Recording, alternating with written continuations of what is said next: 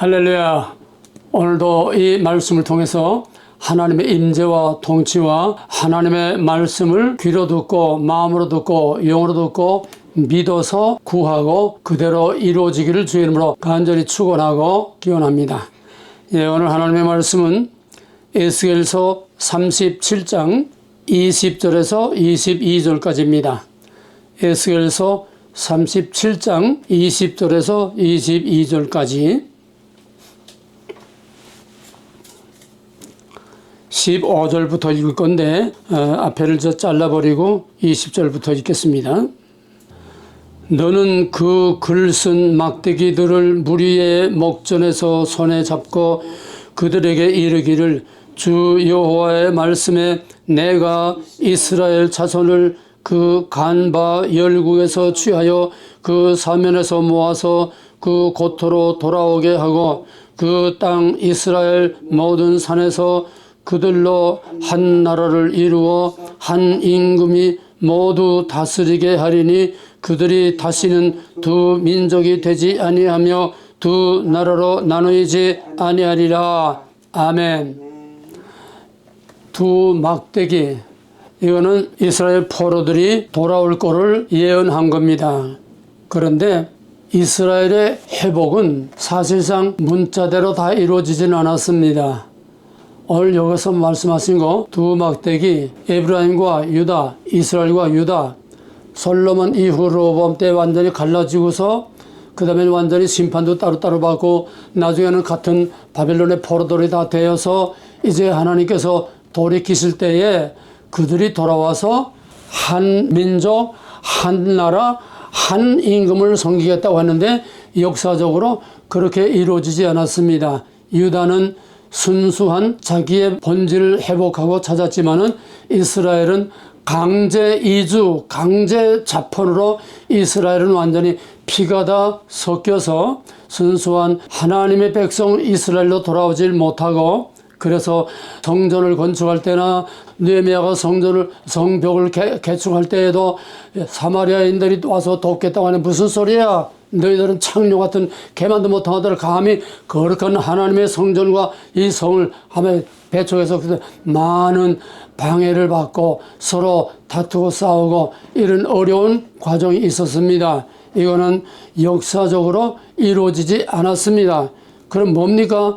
예언이 잘못된 겁니까? 언제나 내가 말하듯이 성경 해석의 원리를 딱 세워놓고 그 틀에서 성경을 봐야 됩니다. 그 성경 해석 원리는 하나님이 주신 성경의 키입니다. 그것까지 여기서 할 수는 없습니다. 그 중에 가장 중요한 거 하나는 본질과 형태입니다. 그 다음에 본질은 변하지 않고 형태는 그 시대를 바꾸면서 계속 반복되어 나가는 겁니다. 본질하고는 하나의 오리지널 모델은 그대로 있고 그 형태가 시대를 따라서 자꾸 변한다는 겁니다. 그러면은 이스라엘이 돌아와서 두 민족이 하나가 된다는 건 뭡니까? 예언자들이 거짓말했습니까? 하나님의 계시가 잘못된 겁니까?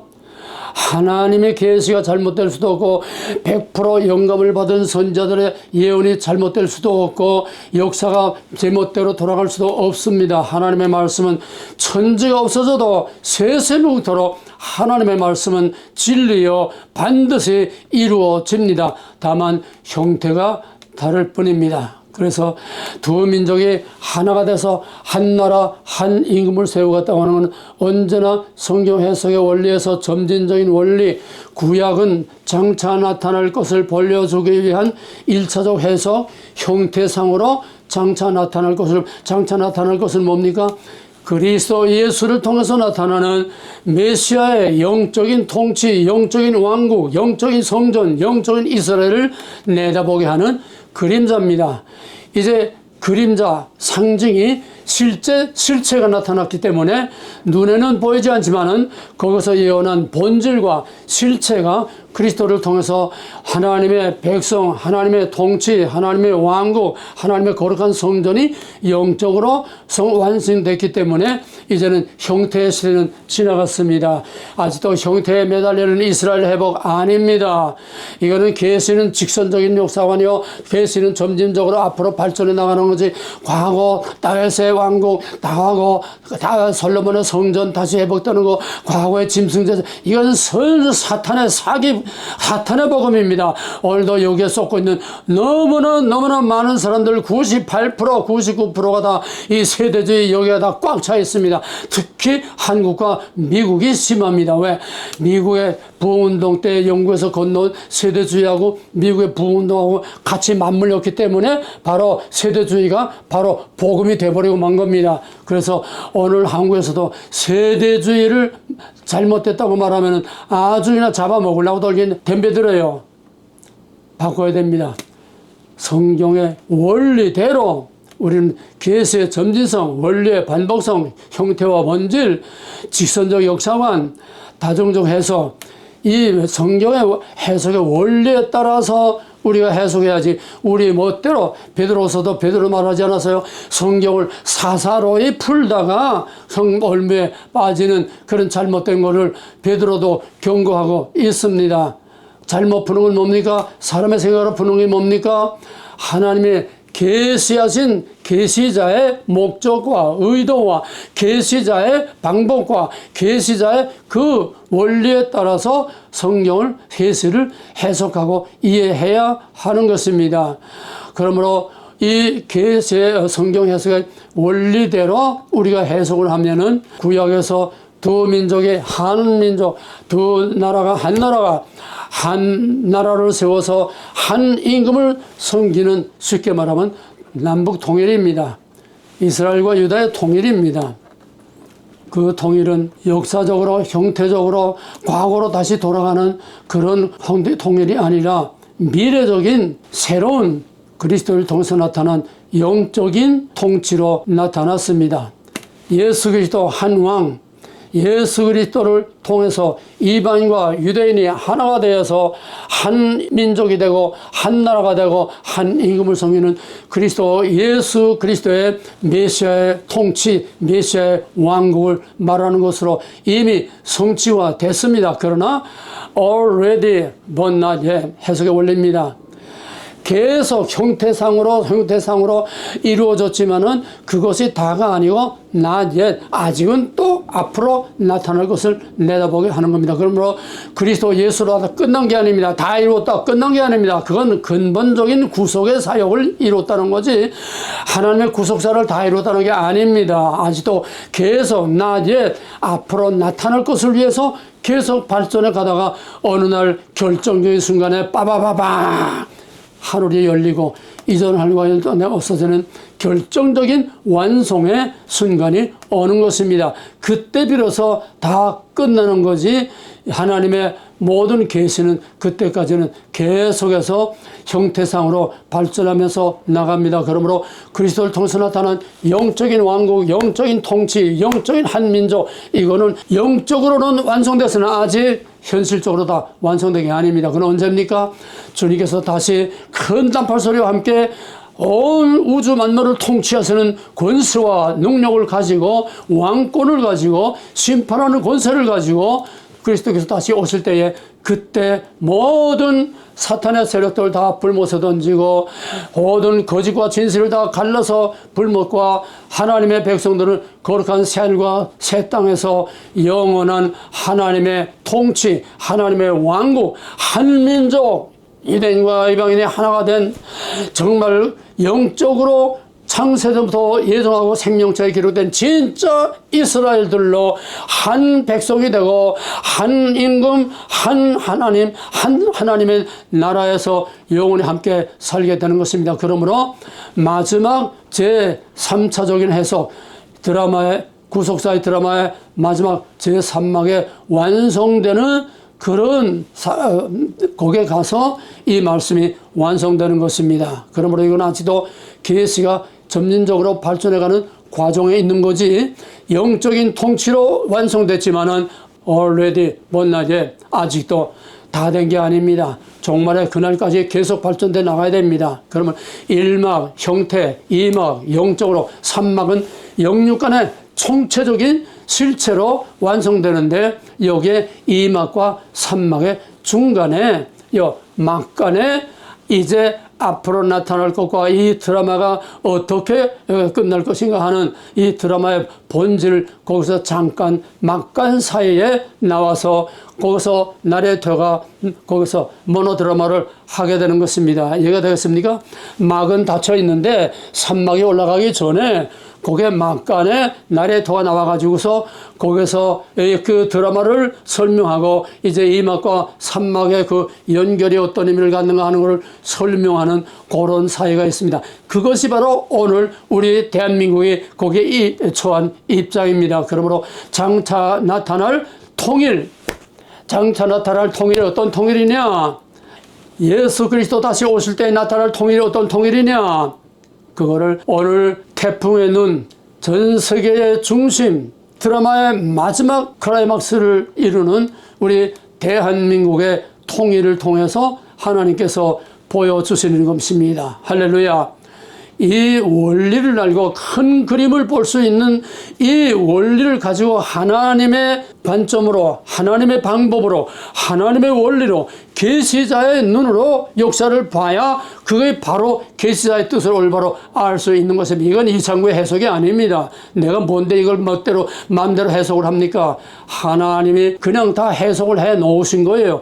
해석의 원리로 다 성경을 풀 수 있는 키를 우리에게 방마다 그때그때 풀 수 있는 키를 주셨고 메인 키를 주셨습니다. 마스터 키를 주셨고 방마다 또 열 수 있는 모든 서브 키들을 다 하나님이 우리에게 줬습니다. 그 키를 가지고 내가 여는 거지. 하나님의 키를 가지고 여는 거지. 내가 이미대로 내가 무슨 예언하는 것도 아니고 내가 무슨 꿈과 환상을 본 것도 아니고 내가 무슨 뭐 점쟁이도 아니고 내가 내 멋대로 사람의 생각으로 하는 게 아닌 것을 여러분이 믿고 이 말씀을 듣고 믿으시기를 주 이름으로 간절히 부탁하고 축원합니다. 그래서 마지막 대한민국의 전 세계의 이목을 집중시키고 태풍에는 전부 인류 뭐 엄청나게 돌아가는 전 세계 다 통째로 뒤집어 놓는 그런 태풍을 눈을 통해서 그 전부 다 태풍의 눈으로 전부 다 집중해 가지고 이거를 봐라, 이 나라를 봐라, 이 역사를 봐라. 그건 뭐냐? 장차 나타날 것이다. 하나님의 계시 중에 가장 역사적 계시에서의 마지막 완성되는 드라마, 산막 직전에, 산막은 하늘문이 열리는 겁니다. 산막 직전에 이제 막이 열리기 전에 그거를 미리 설명하는 이런 막간의 드라마가 오늘 한국을 통해서 전 세계 역사를 하나님이 뒤엎어 놓는 종말에 대한 그림자요, 예표요, 모델이요, 샘플로 지금 우리에게 보여주는 것입니다. 그러므로 여기에서 앞에 보게 되면은 이 21절에서는 그들에게 이르기를 여호와의 말씀에 내가 이스라엘 자손을 그 간바 열국에서 취하여 그 사면에서 모아서 그 고토로 돌아오게 할지라. 이거는 바벨론 포로 돌아오는 거죠. 1차적 역사적 사실 자체는 바벨론 포로 돌아오는 걸 말하는 거요. 2차적으로는 모든 세계에 흩어져 있는 하나님의 예정과 선택음을 받은 마태복음 1장 21절 자기 백성을 구원하러 왔습니다. 이거 유대인이 아닙니다.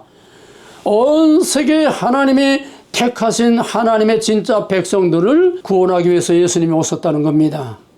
그렇게 보면은 여기에 돌아오는 거는 죄인들이 그리스도로 말미암아 하나님의 왕국으로 들어와서 하나님의 백성이 되는 겁니다. 영적입니다. 언제나 2차 적에서는 그리스도를 통해서 나타나는 거 다 영적인 해석입니다. 형태상의 모든 문제는 구약으로 끝났고 신약은 영적인 해석입니다. 영적으로 already but not yet. 그러면은 3차적으로 흩어졌던 자들이 돌아오는 건 뭡니까? 온 세계에 흩어진 하나님의 택하신 백, 죽은 자나 산 자나 다 그가 오실 때에 큰 나팔 소리와 함께 호련히 변화되고 다 무덤에서 일어나서 하나님의 백성이 되는 그 순간을 말하는 것입니다. 그러면은 그 막간 드라마에서 코리아를 통해서 지금 마지막 산막의 그때 모든 민족이 다 돌아와서 하나가 되고 이방인과 유대인이 하나가 되고 죄인과 하나님의 거룩한 백성들이 그리스도 안에서 하나가 돼서 하나님의 영원한 왕국에서 하나님을 왕으로 메시아 그리스도를 왕으로 섬기는 하나님의 왕국이 완성되는 그거를 내다보게 하는 모델로 한국을 택하셨다고 하면은 오늘 우리는 여기서 장차 이제 산막이 열릴 하늘문이 열릴 그때를 미리 여기서 보게 하는 것입니다. 그 목적은 두 가지입니다. 하나는 회개의 기회를 주는 것입니다. 돌아올 기회를 주는 것입니다. 가시적으로 봐라. 이 엄청난 일을 누가 행하느냐? 하나님 외에는 전 세계를 뒤엎어가지고 소에서 동으로 동에서 서로 막 뒤엎고 이렇게 할 수 있는 하나님밖에는 없다는 것을 알게 Who God is 성경의 목적입니다. 계시의 첫째 목적입니다. 하나님이 누구냐? 하나님이 어떤 하나님이냐? 똑바로 봐라. 구약에 보게 되면 에스겔서라든지 또 모든 그 예언서라든지 여기서 그가 여호와 하나님임을 알지라 하나님이 그가 하나님임을 알지어다.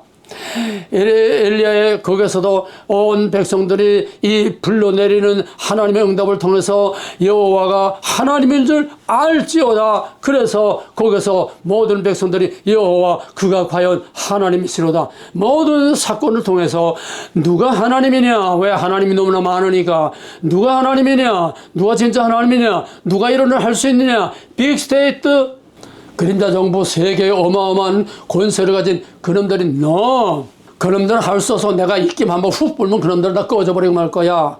그놈들이 입김 한번 훅 불면 다 마지막에 영원한 불못에 들어갈 거야.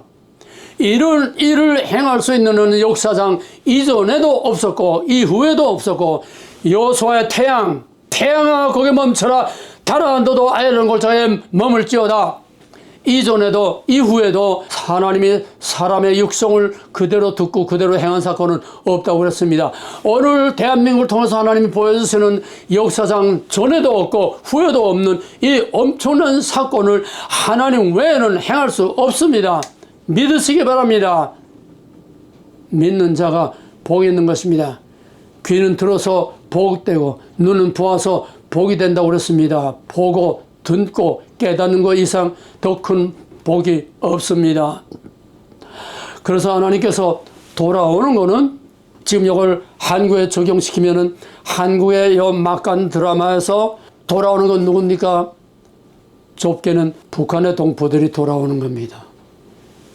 남북의 이스라엘과 유다가 영적으로 이방인과 유대인으로 하나 되는 것처럼 지금 김정은이는 이제는 통일은 이제는 없다.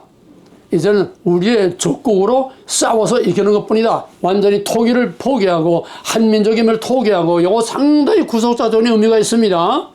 한민족이 아니라는 거요. 이제는 너희는 이방인과 유대인 지금 완전히 딴 나라 딴 백성이라는 거예요. 이제는 누가 이기느냐? 우리가 정복할 거 남한을 전부 정복할 거라는 거예요. 그래서 지금 휴전선에다가 장벽을 샀습니다. 장벽을. 구속사적으로 보게 되면은 이방인과 이스라엘, 유대인 완전히 남남이지만은 하나님 불러서 하나 되게 하시는 것처럼 이젠 이미 딴 민족으로 스스로 선언하고 딴 나라로 선포한 바로 그 북한 동포들이 돌아와서 우리 남한과 함께 하나의 통일을 이루는 이것이 오늘 본문을 통해서 막간 드라마의 클로즈업 한 거로 우리가 보면은 이 해외 속의 역사 속으로 틀림이 없습니다. 반드시도 하나님이 그렇게 하고 지금 계시는 것입니다. 할렐루야. 자, 그러면은 나누는 이도 하나님이시요 합하는 이도 하나님이십니다. 이건 다른 어떤 세력 권세가 못합니다. 이건 정치적인 문제가 아니고 어떤 국제적인 문제가 아닙니다. 다윗이 평생을 통해서 세운 그 영광스러운 솔로몬의 그 왕국, 다윗의 왕국이 누가 갈라놨습니까? 하나님이 아야 선지자를 해서 쫙쫙 10갈래로 찢어가지고 하나님이 갈라놨죠. 하나가 되게 하신 누굽니까? 그리스도 다윗의 자손 제2의 다윗 언약의 성취로 오신 예수 그리스도를 통해서 다시 하나로 만든 하나님이십니다. 갈라놓는 것도 하나님이요 하나 되게 하시는 이도 하나님이십니다. 우리 한국을 누가 남북으로 잘라놨습니까? 물론 미국과 소련이 남북으로 잘라놨죠. 엄밀히 말하면 38선은 미국이 만들었습니다. 왜? 소련군이 나치가 이제 독일이 이제 망하니까 이제 서양에서는 이제 전쟁이 끝났으니까 이제는 소련군이 이제 극동으로 들어와서 미국이 허여 너 이제 거의 끝났으니까 이제는 아시아로 와라, 극동으로 와라, 이제는 일본과 싸우라 하니까 해방되기 바로 일주일 전에 소련군이 만주를 통해서 이제 들어오기 시작했습니다. 한국에 들어오기도 전에 소련군이 개입한 지 일주일 만에 이미 해방이 되고 전쟁이 끝나버렸습니다. 근데 자꾸 내려와요. 소련군이 자꾸 내려와요. 왜? 북한에 일본군에 무장해제를 시키려면은 소련군이 들어와야 무장해제를 시키니까 너희는 내려와서 북한에서 무장해제를 시키라. 우리 미국은 남한에 들어가서 무장해제 시킨다. 그러나 중요한 건 38선 이남은 내려오지 말라. 38선 이남은 내려오지 말라. 놔뒀으면은 소련 군대가 남한까지 다 내려와서 미군하고 충돌이 되거나 거기서 엄청난 혼란이 일어나죠. 하나님이 그것인 겁니다. 현실적으로는 정치적으로는 미국이 소련 공산당이 더 이상 내려오지 못하게 딱 막아놓은 겁니다. 여러 가지 구속사적인 해석이 많습니다만은 일단 하나님이 막으셨지만은 현실적으로는 미국과 소련이 막았죠. 이스라엘 땅에서 왕국을 하나님이 남북으로 잘라놓은 것처럼 우리 한국은 여러 가지 면에서 정말 옛 이스라엘의 또 하나의 마지막 때의 모델이 너무너무 똑같은 닮은 꼴이라는 것을 우리는 수도 없이 여기서 감탄할 수밖에 없습니다. 그리 너무나 많습니다. 지정학적으로든지 역사적으로든지 구속사적으로 이스라엘과 옛 이스라엘과 우리 한국은 너무나 꼭 닮았습니다. 옛 이스라엘 쪼개고 하나 되고 하는 거, 우리 대한민국 쪼개고 다시 하나 되고 하는 거, 나누는 것과 통일하는 것도 바로 똑같습니다. 그냥 남북이 통일되는 게 아니에요. 남북이 하나님 안에서 복음으로 하나가 돼서 통일이 돼서 복음으로 전 세계 마지막 추수 작업을 하러 나가게 되는 것입니다. 돌아오는 것은 좁게는 북한에 완전히 버려진 우리 민족, 흩어진 우리 민족들이 돌아오는 것이고 넓게는 온 세계에 흩어진 하나님의 택하신 자들이 다 코리아를 통해서 하나님의 품으로 다 돌아오는 것입니다. 자, 성경 해석은 그만큼 해두고 성경에는 그래서 성경에는 짝이 없는 게 없습니다. 한반도의 통일이 오고 있다. 한반도의 통일이 오고 있다. 세계가 한반도의 통일을 원하고 있고 한반도의 통일을 기다리고 있습니다. 오직 반대하는 것은 중국과 일본만이 몸을 떨면서 한반도 통일을 방해하고 원치 않고 있습니다.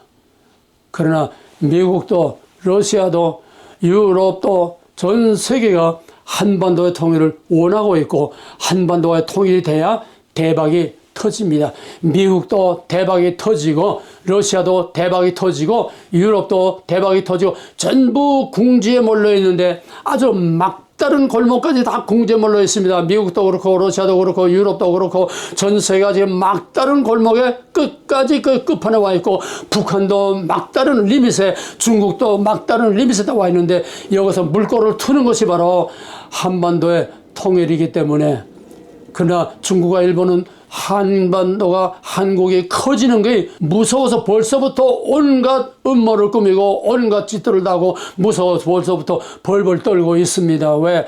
통일의 엄청난 파워가 한반도를 통해서 자꾸 가시적으로 나타나고 가시적으로 현실적으로 모든 국방 모든 여기에서 현실적으로 자꾸 지금 다가오고 한국은 세계가 아직 생각도 못한 무기들을 계속 만들어내고 하루가 멀다 하게 뻥뻥뻥뻥 막 터져나오니까 세계의 모든 군사 전문가들 뭐라 하면 한국 코리아는 세계가 알지 못하는 엄청난 것들을 지금 창고에 다 만들어 놓고 있다.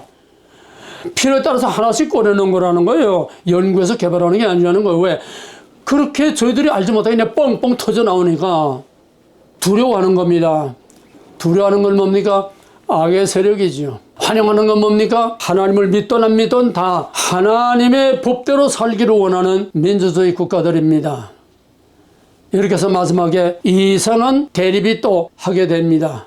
그러나 하나님께서 이미 행동하시고 하나님의 통치가 이미 나타났기 때문에 이거를 엄청난 전 세계에 이 돌아가는 수레바퀴와 이 전 세계를 휩쓰는 엄청난 이 태풍을 아무도 멈출 자가 없습니다. 하나님이 바람을 일으켰고 하나님이 갈라놓으셨고 하나님이 이 바람을 통해서 한국을 통일하고 세계를 복음으로 다시 땅끝까지 복음을 전하게 하시는 하나님의 왕국의 도래를 미리 알게 하시는 이 어마어마한 드라마의 그림자로 지금 역사하시는 이거를 이 세상 누구도 막을 수가 없습니다. 모든 사람들이 다 한반도의 통일을 원하고 있습니다. 모든 나라가 다 한반도의 통일을 원하고 있습니다. 통일은 누가 원해서 되는 게 아니고 원치 않아서 되는 게 아닙니다. 뭐 어떤 여론조사에서는 지금 남한의 통일을 원하는 사람들은 한 30%, 40% 정도. 왜? 옛날에 그걸 아는 사람들 70대, 80대, 90대만 하루속히 통일되기 원하고 판문점에 가서 거기서 뭐 제사를 지내고 뭐 이런지 통일을 원하는 사람들 다 낡아빠진 9세대, 7, 8, 90세대라는 거예요. 유교를 체험하지 못한 50대, 60대까지도 통일을 원치 않습니다. 더구나 젊은 사람들은 우리가 이대로 얼마나 좋은데 이대로 좋은데 왜 또 통일해가지고 그 가난한 사람들한테 우리가 다 비싼 세금을 들여서 그들을 다 먹이고 기르고 살리고 전부 아주 제로인 밑바닥에서부터 그들을 살려내야 되는데 우리가 왜 그런 부담을 하느냐. 통일 비용. 그 얘기는 여기서 할 얘기 아닙니다. 통일 비용이 아니라 그게 문제가 아니라 대박이 터집니다. 통일은 누가 원해서 되는 게 아니고 원치 않아서 안 되는 게 저 대국을 자초하고 세계 패권을 지금 휘둘르려고 하는 저 중국이 반대한다고 해서 안 되는 것도 아니고 일본이 반대한다고 해서 일본이 오만 잔꾀를 부린다고 해서 안 되는 것도 아니고 이것들이 역사할 때 많은 방해는 되겠지요. 하나님이 움직이시는 건 아무도 막을 자가 없습니다. 하나님이 모든 세속사를 한겨할 때는 그냥 멀리서 간접적으로만 관리하기 때문에 사람 제멋대로 이렇게 왔다 갔다 하지만 이제는 하나님이 직접 역사에 개입하셔서 카이로스 하나님이 역사 속에 개입하셔서 하나님이 사건을 만들고 있는 이런 시대에는 감히 세상 누구도 저항할 수가 없고 방해할 수가 없고 막을 수가 없습니다. 천하범사에 기한이 있고 목적을 이룰 때가 있다고 그랬습니다. 지금이 그때입니다. 지금이 둘이 하나가 되는 그때입니다. 지금이 남북이 하나가 될 그때입니다. 바로 통일의 때요. 세계 역사가 하나님의 통치 안에서 다 무릎 꿇게 되는 그런 마지막 드라마의 그림자를 미리 보여주는 마지막 이 때, 지금 역사적으로 결정적인 순간입니다. 이거 카이로스라고 합니다. 하나님의 개입으로 결정적으로 역사의 사건을 만들고 역사의 어떤 모멘트를 만들고 예수 그리스도 하나님이 사람이 되어신 거 엄청난 하나님의 역사 개입입니다. 그 이상 더 큰 계시는 없습니다. 주님이 다시 오시는 거 그 이상 더 큰 계시는 없습니다. 그러나 그것을 보여주는 또 하나의 큰 계시가 이제 마지막 산막에 올라가기 전 막간 드라마에서 잠깐 동안 대한민국을 통하여 세계 평화를 이루는 이 드라마가 바로 오늘 우리에게 보여주는 통일의 계기입니다. 통일에는 조건이 있습니다. 우리 한반도 통일은 첫째로 북한이 리밋이 다 돼서 터져야 됩니다. 북한이 지금 오늘 내일 합니다. 북한 문제는 뒤에 얘기하겠습니다만은 북한은 이제는 종말론적인 한계에 와 있습니다. 일촉즉발 순간까지 와 있습니다. 그 다음에 남한의 통일의 준비가 돼야 됩니다. 남한의 통일이 지금 남한 안에는 완전히 적화 통일이 된 상태지만은 실제 남한의 세계적인 국제적인 위상과 파워는 모든 전 세계를 다 같이 나갈 수 있는 그런 통일의 모든 역량이 남한은 이제 완전히 준비가 다 됐습니다.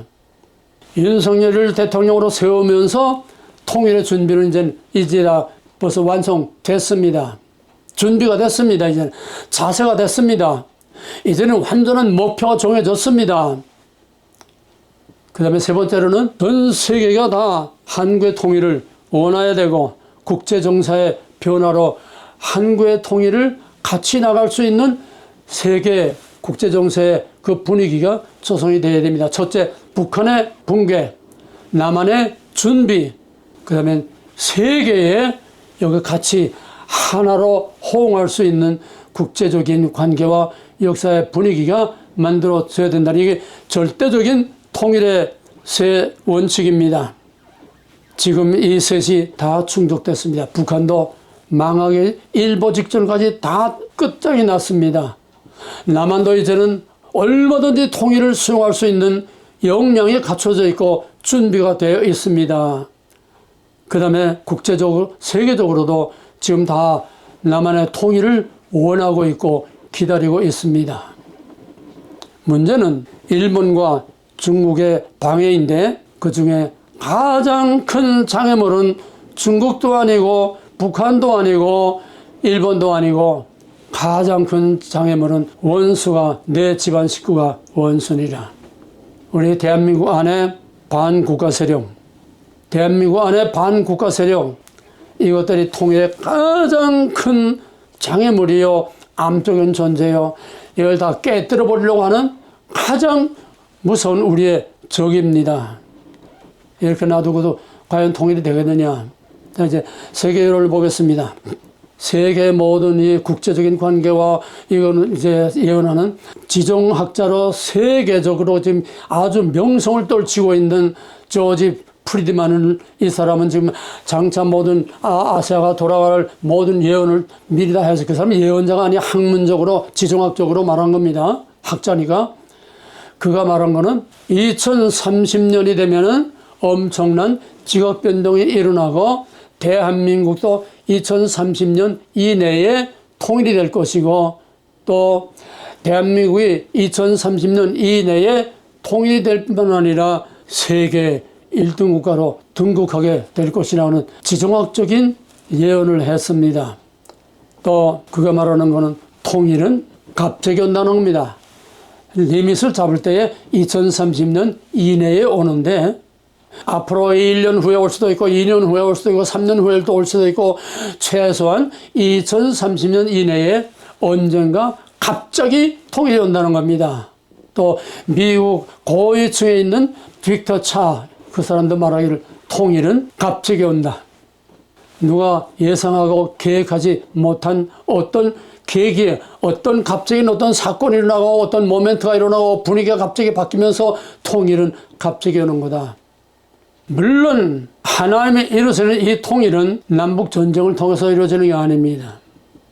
국제관계에 의해서 하나님이 피 흘림 없는 통일을 하는 것이지 그 전쟁을 통해서 우크라이나처럼 저렇게 해서 통일되는 건 아닙니다. 그러니까 갑자기 오는 거예요. 우크라이나처럼 2년, 3년 전쟁을 끌면서 오는 게 아니라는 거예요. 갑자기 오는 겁니다. 하나님의 특별 섭리지요. 또 전 세계 전문 연구기관들과 전 세계 전문 여러 학자들이 이구동성으로 한반도의 통일이 임박했다는 말들을 계속 하고 있습니다. 뭐 유튜브에는 지금 마저 범물처럼 쏟아져요. 무슨 예언자들 무슨 노스트라담스를 비롯해서 뭐 이 천년 전에 막 예언들이 한반도에 어떻게 된다는 예언들이 막 터져나와요. 나는 하나도 안 봤으니까 모르겠어요. 어쨌든 다 잘 된다는 얘기 같아요. 대한민국이 잘 된다는 얘기 같아요.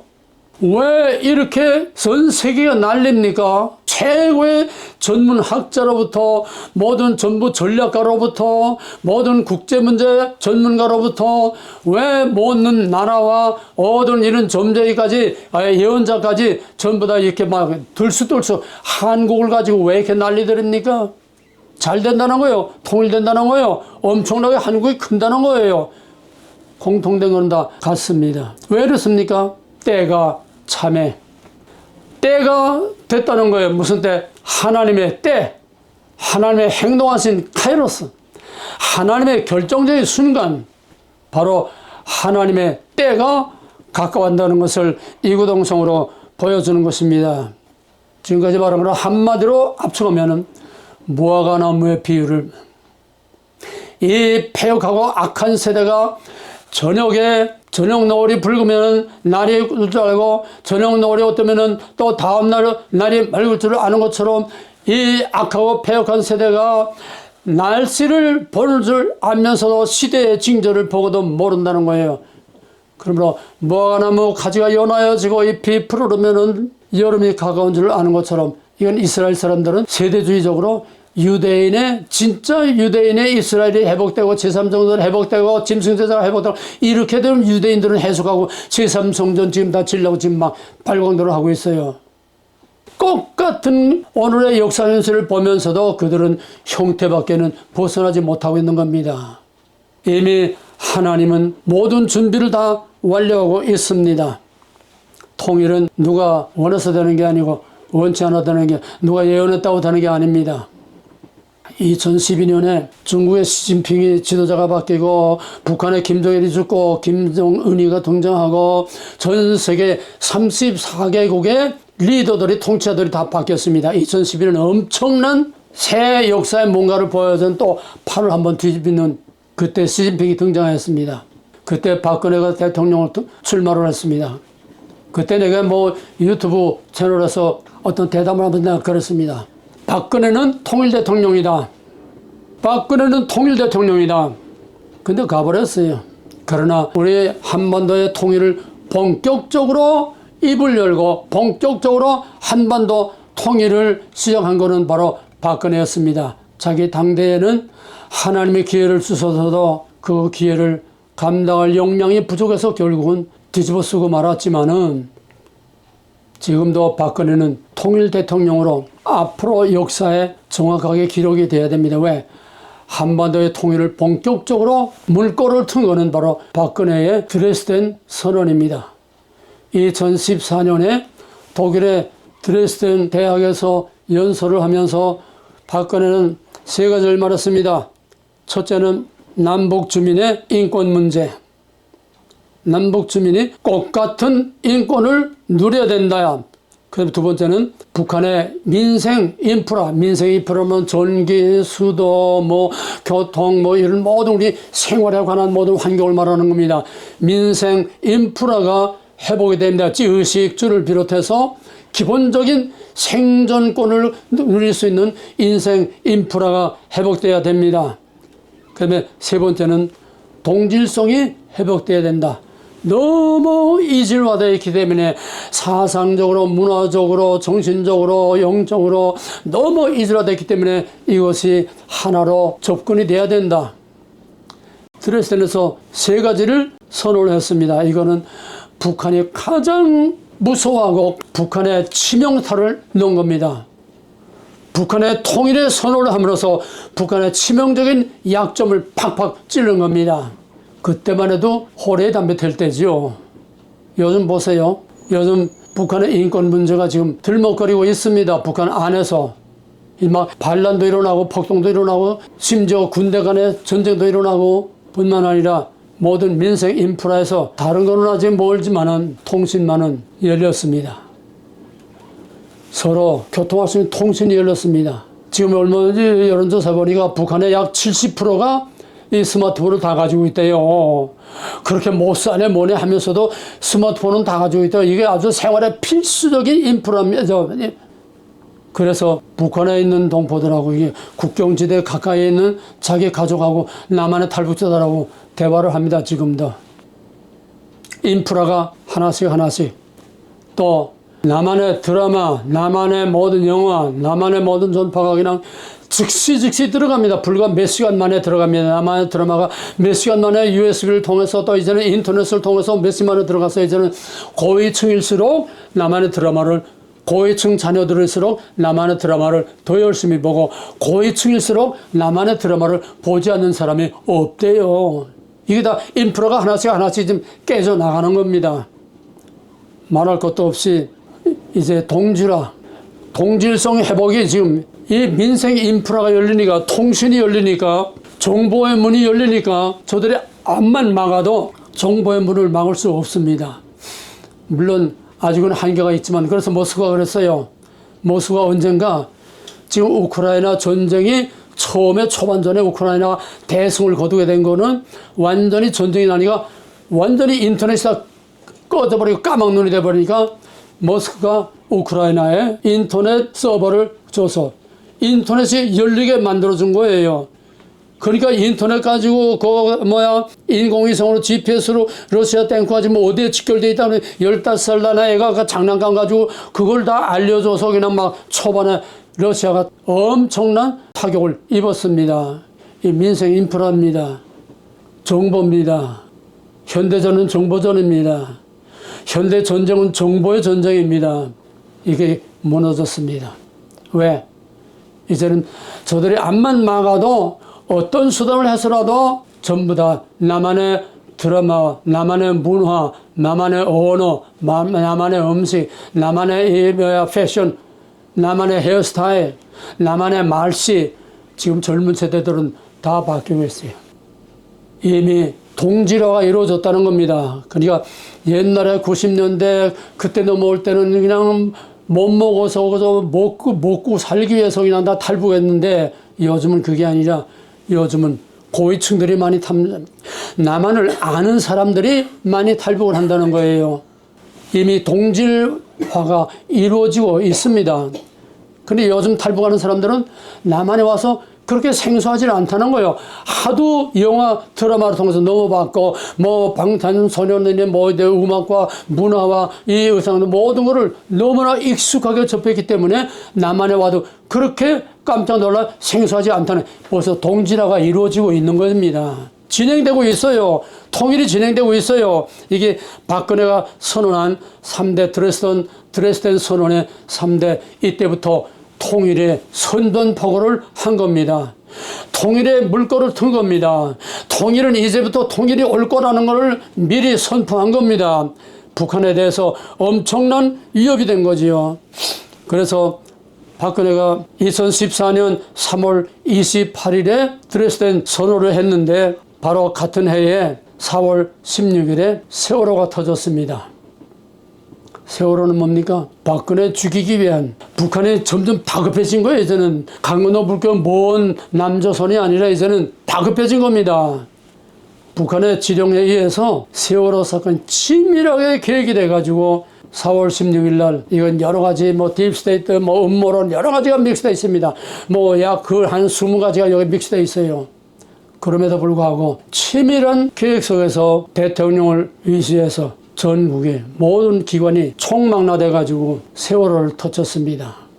그걸 계기로 해서 촛불혁명이 일어났습니다. 촛불에 불을 지핀 겁니다. 그 다음에 2016년 8월 15일에 광복절 기념식에서 박근혜 대통령이 두 번째 선전포고를 합니다.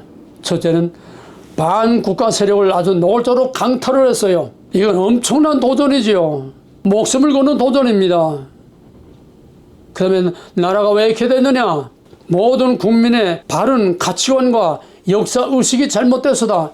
쉽게 말하면 역사 교육이 잘못돼서 역사 교과서를 국정으로 바꿔야 된다. 그래가지고 큰 난리를 쳤습니다. 국민의 역사의식과 가치관 문제. 세 번째는 직접적인 탈북자에 대한 북한에 대한 좀 더 강력하고 적극적이고 직접적인 선전포고를 했습니다. 뭡니까? 탈북자들에게 무차별 기회를 제공한다. 북한 동포들이 남한으로 넘어올 때 우리는 두 팔 벌리고 웰컴할 것이고 무차별로 우리는 그들을 다 받아들이고 그들에게 우리와 똑같은 삶을 살 수 있는 그런 복지를 제공할 것이다. 이는 북한에 대한 직접적인 엄청난 선전포고입니다.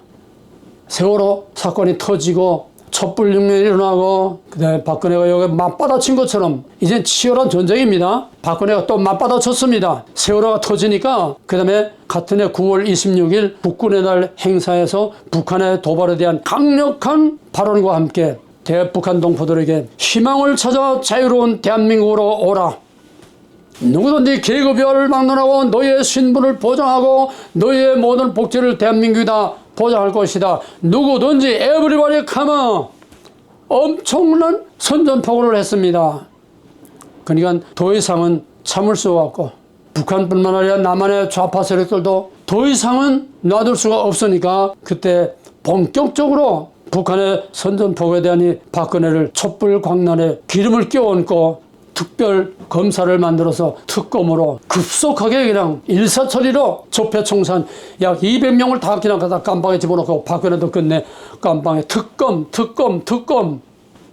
이 특검이 지금 오늘 이 시대를 지금 계속 발달이 된 겁니다.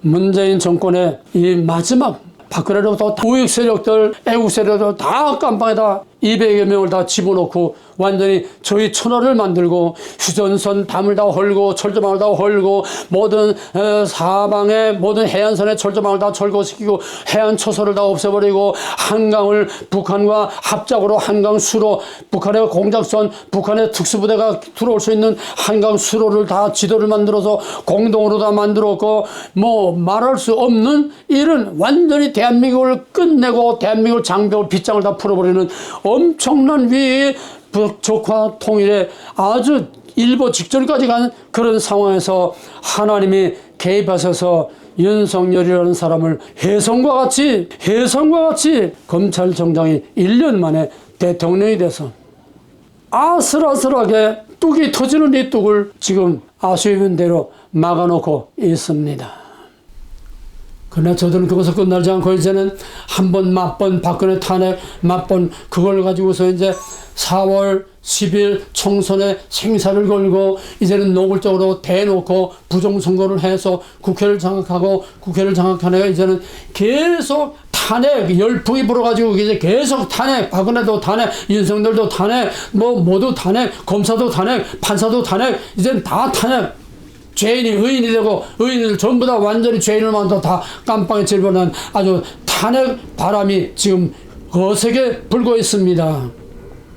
그런데 이번 8월 15일 하나님이 이 때를 위해서 준비한 윤석열 대통령이 박근혜의 드레스덴 선언을 재확인하면서 재차 통일의 총공세를 취하는 통일 덕트린을 발표했습니다.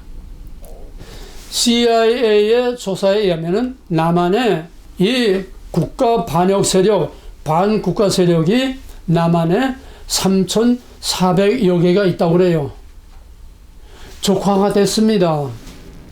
그럼에도 불구하고 윤석열 대통령이 지금 아주 치열한 내가 사냐 내가 사느냐 내가 잡아먹느냐 내가 널 잡아먹느냐 아주 치열한 전쟁에 아주 절정에 놓여 있는 그 시점에서 윤석열 대통령이 움츠리고 물러서는 게 아니라 정면 돌파 박근혜 드레스덴 선언을 그대로 오늘의 현실에 다시 재적용을 해서 박근혜가 남북교류 협력 사무소를 만들어야 된다. 그거를 지금 윤석열이가 남북대화 협의체, 첫째 북한인권 박근혜가 꼭 같습니다. 남북대화 협의체는 박근혜가 남북교류 협력 사무소 꼭 같은 겁니다. 이 윤 대통령의 통일 덕트린은 그야말로 북한에 대한 결정적인 선전포고입니다.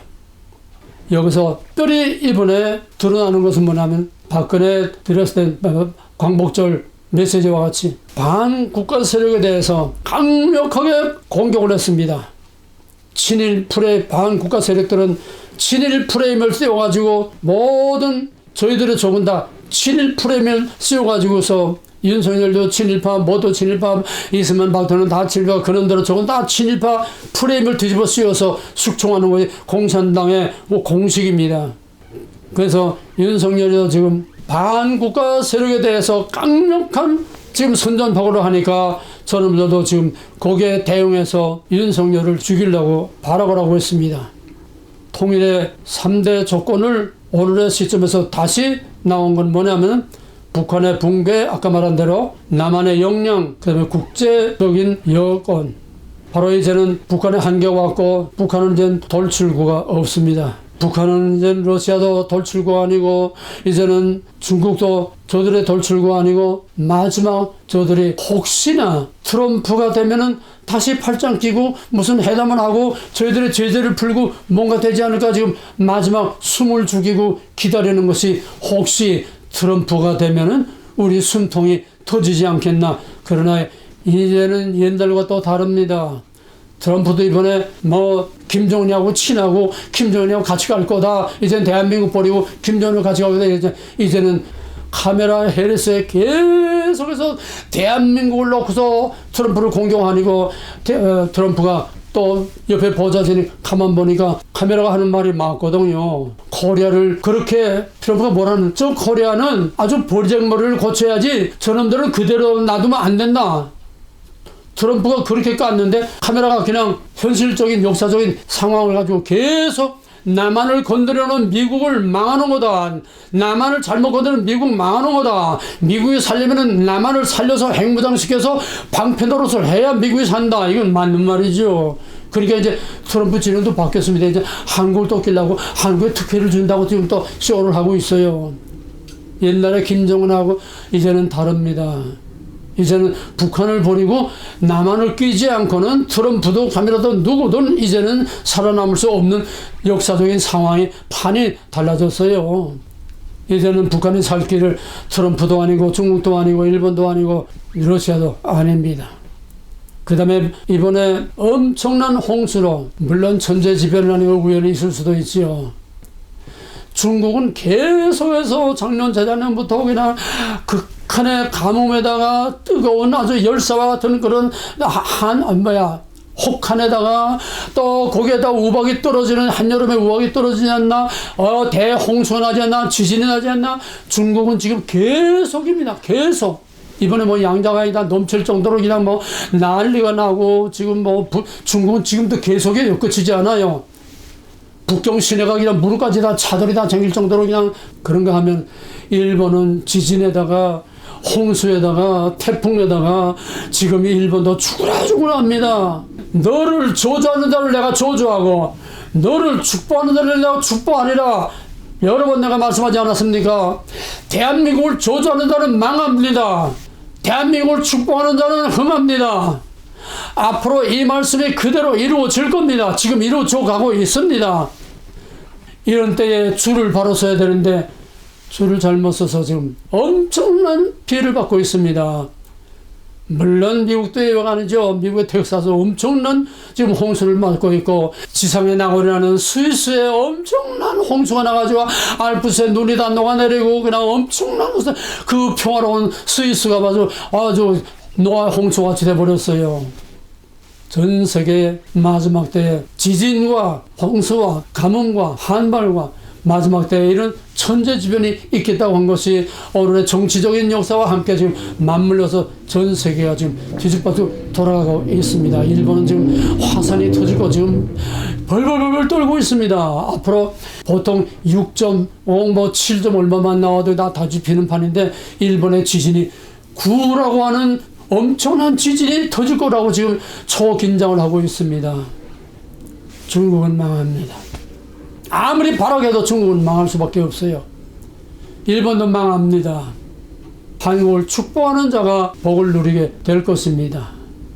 통일은 지금 진행되고 있습니다. 근데 북한에서 60년 만에 처음 중국과 북한 그 사이의 압력강 그 지역에 엄청난 홍수가 나와가지고 그냥 김일성이가 전기 철조망하고 거기에 뭐 초소를 뭐 100m마다 초소를 세우고 전기 철조망하고 거기에 장벽을 쌓고 뭐 탈북자 막으려고 오만 거 다 해놨는데 이번에 싹 다 쓸어 나갔어요. 이번 홍수에 국경이 다 무너져 싹 쓸어 나갔어요. 그래서 유사시에는 엄청난 탈북자가 나올 거라고 하는 예상을 하고 있습니다. 국경이 붕괴됐습니다. 그 다음에 이번 홍수에 지하 벙커, 북한은 다 지하 시설 아닙니까? 군수공장도 지하요. 전부 다 지하입니다. 이번에 그 지하가 멍땅 다 물에 잠겨가지고 군수공장이거나 말거나 거기에 뭐 지하의 모든 중요한 시설, 지하의 모든 같은 것도 다 거기에 물에 잠겨서 거기에 북한의 국경지대에 매설하고 있는 모든 핵 시설도 전부 다 지하에다 잠겨버렸습니다. 전부 다 뿐만 아니라 농경지가 침수돼서 이제는 완전히 허벌판이 돼버리고 말았어요. 해생불능 상태까지 아주 쑥대밭이 되고 말았습니다. 한국에서 도와주겠다니 자존심이, 우리 한민족이 아니야. 손을 했으니까 이제 너 싫다고. 그리고 그 뒤로 이제 정 급하니까 김정은이가 유엔에 도움을 청했어요. 유엔의 도움이 어느 정도 나타나는지 두고 봐야 알겠지만은 북한의 한계는 사람의 힘으로 해결할 수 없습니다. 거기에 또 북한이 떠는 거는 남한에 하루가 멀다 하고 나오는 핵폭탄에 준하는 어마어마한 이런 무기들이 남한에 계속 쳐져 나오니까 북한도 이제는 한계를 느꼈어요. 러시아에서 신기술로 뭐 조금 할까 하다가 러시아가 한국의 우크라이나 문제로 해서 한국이 러시아에 아주 옛날 같이 수그리고 눈치 보는 게 아니라 이제는 한국에 좋아. 그러면 우크라이나는 우리 살상무기 보낼 거야. 보내면은 러시아는 끝나는 겁니다. 강하게 나가니까 푸틴이 저는 북한을 슬그머니 뒤로 빠져버리고 남한에 이제 사고를 해서 북한, 러시아 고위층, 군부 고위층, 모든 전략 고위층들이 대한민국 건드리면 망한다. 하도 그러니까 이제 푸틴이 이제는 남한에 대해서 미안하다. 남한을 건드리지 않겠다. 남한과는 절대로 전쟁을 하지 않겠다. 이제 남한에 무릎 꿇고 사과를 했어요. 북한을 버리고 남한을 껴야 러시아가 살지. 남한을 버리고 북한을 끼면 러시아는 끝납니다. 남한의 무기들이 우크라이나 들어가면 러시아는 며칠 내로 그냥 끝나고 말아요. 대한민국의 지금 파워가 이 정도까지 됐습니다. 이제는 미국한테도 이제 빵빵 건설해. 미군 철수 트라우마 그래? 그러면 너 평택 그 미군 기지 땅 우리가 한 번도 거기서 땅값 받은 일이 없어. 땅값 밀리고 다 내놔. 이제는 트럼프가 뒤로 한 발 물러섰어요. 방위비만 내놓으라고 자꾸 그러는데 지금까지는 그저 끔찍 못하고 눈치 못 따라가는데 이제는 파워가 있는 거예요. 이제 우리 스스로 설 수 있는 거예요. 너희가 미군 제국을 철수해. 그럼 우리가 핵포탄 만들고 우리가 스스로 자립할 수 있어. 평택 나가. 우리가 그 땅값 내놔. 그러면 대한민국을 하나님께서 이 정도로 길러놓은 겁니다.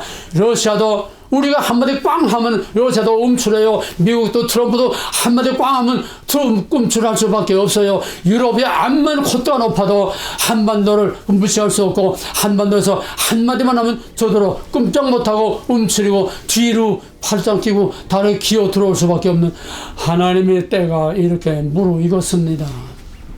이제는 몇 년 전하고 이즘하고는 하늘과 땅 차이예요. 불과 2, 3년 전까지만 해도 우리는 이럴 수가 없었어요. 이 3년 내에 방위산업과 온갖 각종 기술로 인해서 하나님께서 이제는 한국을 절대로 무시할 수 없고 얕잡아 볼 수 없고 한국을 깔볼 수 없게 하나님이 이렇게 엄청난 세력으로 만들어 놓았습니다. 북한은 이제 식량난에다가 이제는 경제 파탄에다가 완전히 농사는 다 끝장났고 북한의 공창진다라는 황해도까지 다 쓸어버렸습니다. 북한은 이제 완전히 망하는 일밖에 남지 않았어요. 게다가 대북방송, 아까 말한 대로 대북방송으로 모든 체제가 다 무너지고 모든 그들의 주장하는 모든 사상과 체계가 다 무너졌습니다. 탈북 행렬이 이제는 먹지 못해서 배고파서 탈북하는 게 아니라 탈북 행렬들이 이제는 최고위층에서 이번에 김정은의 비자금을 맡고 있던 육군 소장이 3천만 달러를 가지고 북한을 치어서 홍콩까지 와가지고서 비행기 탈려다가 거기서 걸려버려서 다시 잡혀갔어요. 북한의 애교관과 북한의 고위층들이 지금 탈북하려고 지금 보따리 다 싸놓고 있습니다. 기회만 노리고 있습니다. 왜? 남한에 가는 것밖에는 이제 살 길이 없다. 북한은 이제 희망이 없다. 북한은 이제 끝났다. 때가 무르익어 가고 있습니다.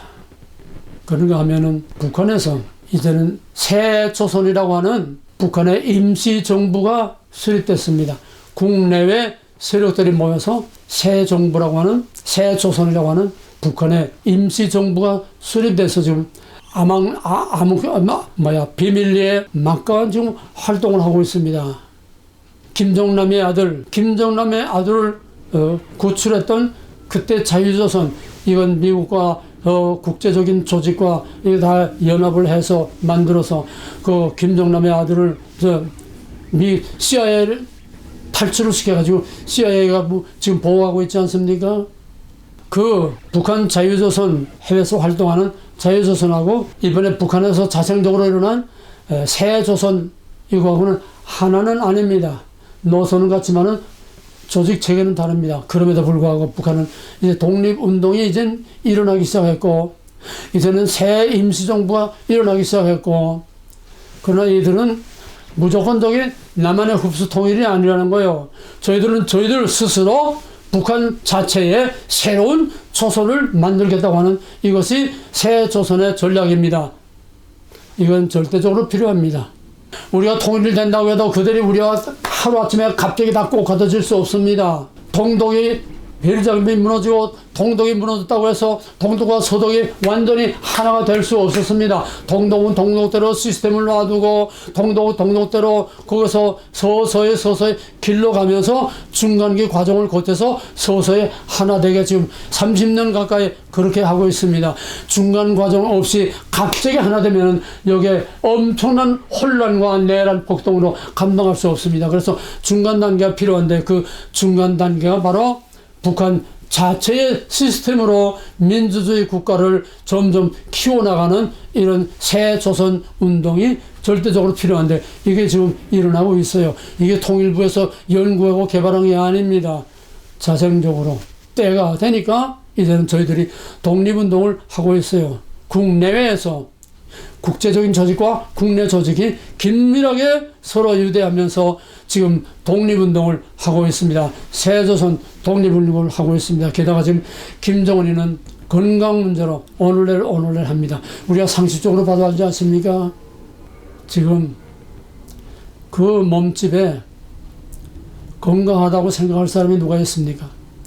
미국은 미국대로 CIA에서 김정은의 생체 정보를 수집해서 그가 무슨 병이었으면 그가 얼마나 오래 살 것이며 치밀하게 연구하고 수집하고 있습니다. 그런데 중국에서 최근에 김정은의 생체 정보를 아주 정확한 걸 통째로 싹 빼갔어요.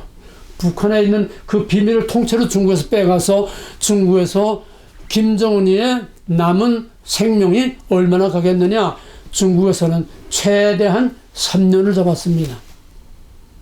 김정은의 지금 건강 상태가 3년밖에 못 갈 것이다. 내년이 될 수도 있고 내후년 될 수도 있다. 그런데 거기서는 후계자 문제가 김정은이가 자기 아니까, 암만 비밀내도 자기 건강 자기 아니까 후계자를 세운다고 하는데 11살짜리 그 김주애를 끌고 다니면서 뭐 핵 실험하는데 미사일 실험하는데 끌고 다니면서 자꾸 하면 뭐 사성장군이 거기 와서 뭐 무릎 꿇고 뭐 자꾸 만들지만은 막상 김정은이 죽으면은 이제는 4대 세습은 안 됩니다. 이제는 군부나 북한은 고위층도 이제는 용납을 못 합니다. 저희끼리 권력 다툼을 하든지 저희끼리 집단 지도 체제를 가든지 아니면 뒤집어 엎어지든지 이제는 북한은 더 이상 4대 세습은 안 됩니다. 그 군대 장성들 군부들이 11살짜리 말을 듣겠어요? 북한은 이제는 다 끝났습니다. 이제는 무너지는 것밖에 없는 시간 문제입니다. 거기에 비해서 윤석열 대통령이 이번 광복절에 통일 닥트린을 발표하니까 미국 국무성에서 이거를 그대로 승인을 했습니다. 미국 승인 없이 뭐든지 안 돼요. 미국이 승인을 해야 모든 일이 되는 거지. 미국에서 윤석열의 통일 닥트린을 미국에서 승인을 했습니다. 이제 윤석열이 싸울 거는 밖으로는 국제적으로 외교적으로, 안으로는 반국가 세력과 이제는 목숨을 거는 정면 돌파의 싸움을 해야 됩니다. 북한은 이미 통일을 포기했습니다. 이제는 국제정세는 한반도의 통일을 원하고 있고 이 통일을 기다리고 있고 이 통일이 점진적으로 지금 진행되고 있습니다. 미국은 대북, 대로, 대중 방어막을 치려면은 대한민국을 핵무장해서 대한민국을 강력하게 만들어서 방어막을 쳐야만 미국을 보호할 수 있지, 이제는 미국 자체의 군대만 가지고는 미국을 보호할 수가 없습니다. 그러므로 한국의 핵무장과 한국을 강력한 나라로 세우는 것은 미국이 살기 위해서도 한국을 핵무장시킬 수밖에 없습니다. 푸틴이 북한을 방문해서 북로 조약을 다시 맺음으로써 오히려 한국의 핵무장을 가속화하게 역효과를 나타내게 됐습니다. 뿐만 아니라 북한과 러시아의 조약을 굉장한 의미가 있습니다. 이건 뭐 물리적으로 군대 전쟁 이게 아니라 북한과 러시아의 조약 가운데 뭐가 있나 하면은 동시 개입이 있습니다. 이거는 만약에 북한이나 러시아가 애국의 침략을 받으면 우리는 같이 싸운다. 같이 동참한다. 그러니까 너희가 우크라이나 전쟁에 탄약도 보내고 우크라이나 전쟁에 병력도 보내라. 그거로 끝나는 게 아닙니다. 푸틴이 노린 더 큰 그림은 북한의 동요가 일어나고 북한의 붕괴가 일어나고 북한의 혼란이 일어날 때에 누구보다 제일 먼저 빨리 들어가서 북한을 장악하는 게 중국입니다. 러시아와 북한이 서로 조약을 맺음으로써 이건 뭐냐면 유사시에 중국 군대가 북한에 들어가지 못하도록 막아놓은 거예요. 왜? 중국 군대가 북한에 들어가면은 이거는 자동적으로 러시아가 개입해서 중국 군대와 싸우든지 중국 군대를 막아줘서 북한을 보호해줘야 되기 때문입니다. 이게 엄청난 하나님이 하신 일입니다. 이게 누가 감히 계산하겠습니까? 푸틴이 북한을 중국으로부터 막아준 거예요. 방패를 만들어준 거예요. 중국에 못 들어가. 너희가 북한에 들어가서 북한 정부를 장악하고 북한 땅을 너희 나라로 만들어? 어림도 없어. 못 들어가. 중국과 러시아는 친구가 아닙니다. 전략상 할 수 없이 군사훈련도 같이 하고 전략상 할 수 없이 그래서 미국과 대결하면서 서로 친구처럼 하지만 이거는 중국과 러시아는 원수입니다. 절대로 중국이 잘 되는 걸 러시아는 원치 않습니다. 오히려 이제 상황이 발전되면은 러시아는 미국과 협력해서 중국을 고사시킬 겁니다. 말라 죽일 겁니다. 중국을 완전히 분할시킬 겁니다. 그래서 미국과 러시아는 적대 관계가 아니라 이젠 서로 협력 관계로 될 수밖에 없도록 역사가 돌아갑니다. 여러 번 말했지만 북극 항로를 통해서도 그렇고 한반도를 중심한 모든 세계의 허브, 경제의 중심지, 문화의 중심지, 정치의 중심지, 금융의 중심지 전부 다 통일 한반도가 그 중심이 돼가지고서 세계 투자가 다 거기에 이루어지고 통일 한국이 전 세계 센터가 될 때에 미국도 러시아도 여기에 동참하지 않고는 살아남을 수 없습니다. 이게 태풍의 눈입니다. 통일은 일본과 중국의 몰락이요. 통일은 지난번에 말했듯이 패권국들은 망하고 새로운 강력한 신흥국가가 세계를 통치하겠다고 하는 바로 이것이 지금 이루어져 가고 있습니다. 게다가 유엔군 사령부는 근래 와가지고서 한미연합사와 유엔군 사령부의 개념을 완전히 바꿨습니다. 어떻게? 지금 유엔 연합사령부와 또 한미사령부는 뭐냐면 북한을 견제하고 북한에 대해서만 모든 전략과 작전 계획이 짜여져 있습니다. 근데 이제는 세계 판도가 달라지니까 이제는 유엔 사령부와 한미연합사령부가 북한을 전제로 한 전략이 아니고 이제는 중국과 러시아와 이제는 세계적인 이 큰 방패망, 그러니까 대만, 중국, 북한, 러시아 이거 전체를 다 포괄하는 아주 큰 태평양, 인도 이런 차원에서의 사령부로 이렇게 지금 완전히 개편을 했습니다. 뿐만 아니라 일본에 주둔하고 있는 일본의 미군들을 주일 미군 통합군 사령부로 별도의 사령부를 만들었습니다. 왜냐하면 이걸 일본을 무장시켜서 일본의 평화헌법을 이젠 공격무기를 못 만들게 돼 있는데 일본을 무장시켜서 비행기도 만들고 미사일도 만들고 해가지고서 여차하면 대만 전쟁이 일어나면 일본의 주둔군 미군과 함께 일본이 거기에 참여해야 된다. 대만의 전쟁이 터지면은 한국과 유엔군 사령부와 주한미군과 일본의 주둔하고 미군과 한국군, 일본군이 다 거기에 지금 참여하도록 그렇게 지금 전략이 짜여져 있습니다. 그런데 이제 근래 와가지고서 나토가 한국을 이제는 절대적으로 필요로 하니까 한국을 나토에 가별시켜서 정보 분야에 대해서 나토 회원국이 됐습니다. 이제는 총체적으로 이제는 방산 무기까지 해서 나토하고 이제 하나가 되려고 지금 그러고 있어요. 독일과 프랑스의 자존심이 다 내려놓고 이제는 한국과 하나가 되려고. 독일이 우리가 나토에 가입한 것처럼 독일이 한국에 있는 한국에 있는 연합사령부에 지금 참여했습니다. 연합사를 뭔가 하면은 6.25 때 16개국 참전국이 한국이 침략을 받으면은 16개국 참전국이 전부 그 전쟁에 다시 참여한다는 거에 16개국 합동 전쟁이 벌어지는 그게 바로 연합사입니다. 여기 독일은 전범국가이기 때문에 어림도 없지요. 그런데 이제는 독일이 유엔군 사령부에 참여했다는 거예요. 한반도에 문제가 생기면은 아시아에 전쟁이 일어나면은 독일도 한국과 함께 싸우겠다는 겁니다. 힘의 균형이 지금 이상하게 돌아가고 있는 것입니다. 여기에 따라서 마지막 판도가 달라지는 것은 이제는 한국은 유엔군 사령부와 한미사령부와 북한만 대상으로 하는, 이제는 아시아 전체를 대상으로 하는 것처럼 한국도 이제는 북한만 대상으로 하는 것이 아니라 중국과 러시아와 남태평양까지를 포함하는 세계적인 이런 방어선을 구축하고서 이제는 책임을 분담하는 단계까지 와야 됩니다. 이제는 미국의 도움을 받는 동맹이 아니라 미국과 함께하는, 서로 책임을 분담하는 이런 차원으로 한국의 위상이 달라지게 되고, 이것이 바로 통일의 중심에 들어가는 겁니다.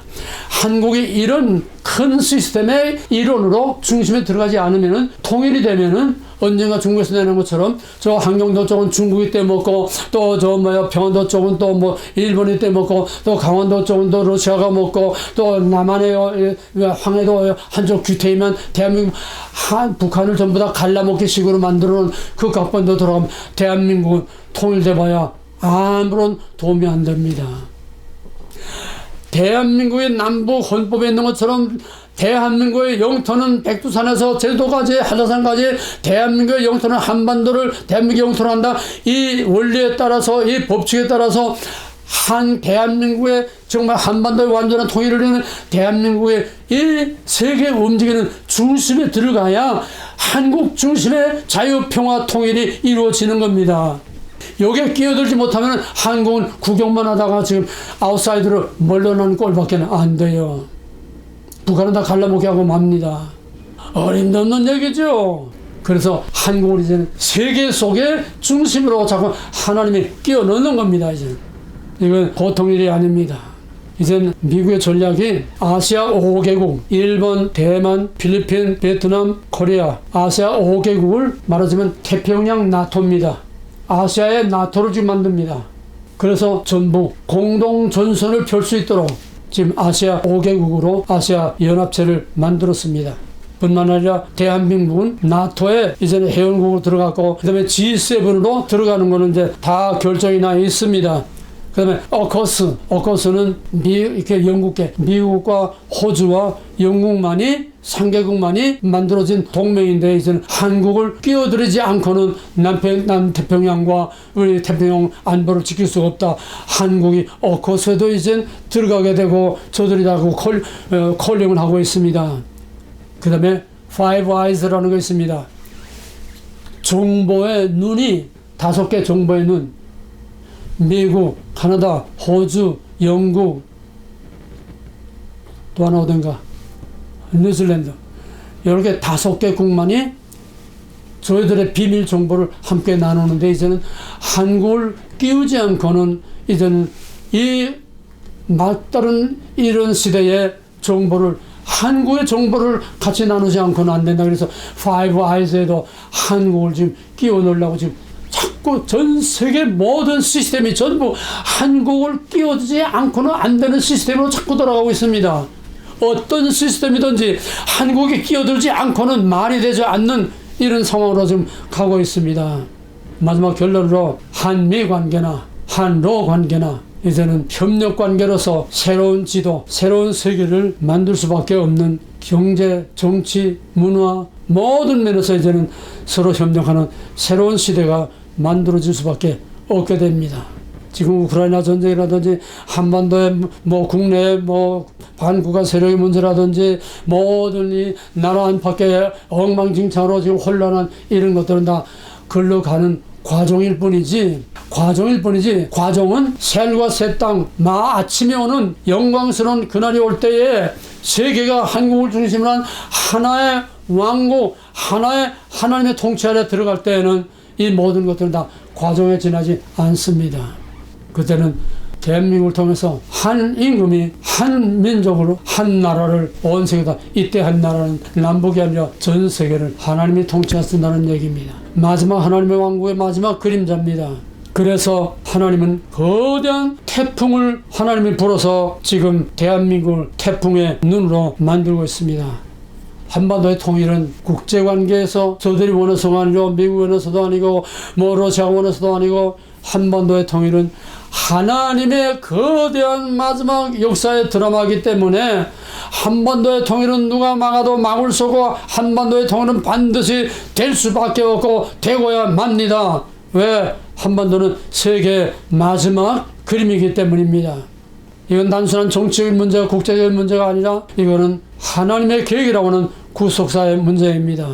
따라서 한반도 통일은 어느 나라를 위한 것도 아니고 어느 나라에 의해서도 아니고 하나님의 계획이기 때문에 반드시 이루어지고 지금 다가오고 있습니다. 현재 모든 정치 상황은 과정일 뿐이요, 아침이라고 하는 영광스러운 그 날에 올 때까지의 과정일 뿐이요, 그날에 올 때에는 하나님의 큰 영광의 빛이 이사야 60장에 있는 것 같이 온 세계에 하나님의 영광의 빛이 비추게 될 것입니다.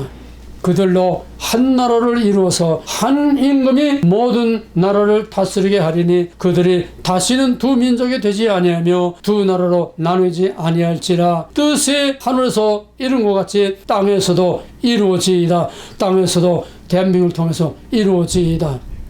여기서 온 나라는 남북이 말하는 게 아니라, 남북 통일은 당선은 국제적인 정치적인 남북 통일을 말하는 게 아니라 이것이 전 세계를 하나로 만드는 하나님의 그림의 한 표본일 뿐입니다. 할렐루야. 여기서 좀 더 구체적인 얘기는 다음 시간에 계속하겠습니다. 이제는 하늘과 땅을 진동시키며 다시 오실 만왕의 왕 우리 주 예수 그리스도의 무한하신 은혜와 모든 나라를 잇게도 얻게도 하시고 모든 나라를 흥망성쇠를 관리에 주관하시는 하나님의 절대적인 주권과 우리 한민족을 사랑하심과 또 온 세계를 하나님의 성령의 바람으로, 태풍의 바람으로, 정치적인 바람으로, 하나님의 온갖 바람으로 전 세계를 휘몰아서 태풍의 눈을 통해서 하나님의 영광을 나타내 보혜사 성령의 강력한 역사가 하나님의 계획 안에서 움직이는 모든 나라들을 위해 이제로부터 영원토록 함께 있을지어다. 아멘.